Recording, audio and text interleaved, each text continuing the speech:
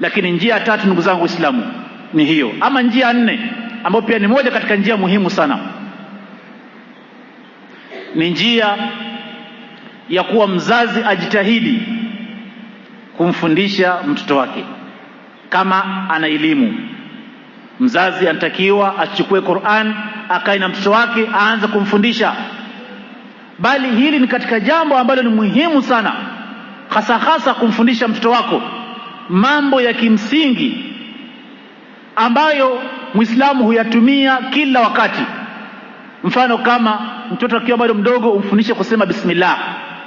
Bismillah hutumika mara nyingi sana, lakini pia kumfundisha mtoto surat al-Fatiha, kwa kuwa ndio sura ambayo kila swala lazima itumie.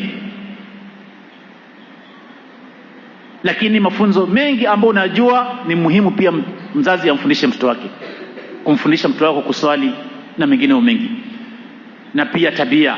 Lakini pia mbali na kumfundisha wewe mwenyewe, yatakiwa mzazi ampeleke mtoto wake madrasa.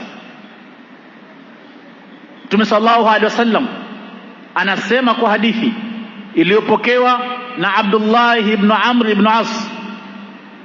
Hadithi hii mpokewa na Imam al-Bazzar na Sheikh Albani amesahihisha. Mtume anasema ya kuwa allimu auladakum as-salata idha balaghu 7 wadribuhum 'alayha idha balaghu 10. Mtume anasema kuwa wafunzeni watoto wenu kuswali wakifika miaka 7, na wapigeni wakifika miaka 10 na bado hawaswali. Hapa Mtume ametutajia swala peke yake, lakini sisi tunajua katika dini ya Uislamu si eti jambo ambalo watu husoma na kujifunza ni swala peke yake. Dini ni pana zaidi, lakini swala ni moja tu katika mafundisho ambayo ni ya dini. Kwa mzazi anatakiwa ajiulize, je, mimi nishawahi kumfundisha mtoto wangu kitu gani katika dini yake?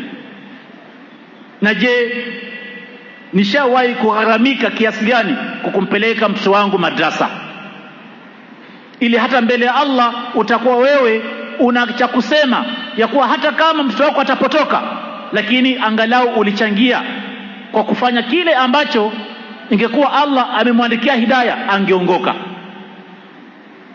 Ndugu zangu Waislamu, hili ni jambo ambalo ni muhimu sana, kuwapeleka watoto madrasa. Lakini pia hata wewe mwenyewe pia, kama unajua, angalau uchukue nafasi ya kufundisha mtoto wako mambo ya dini.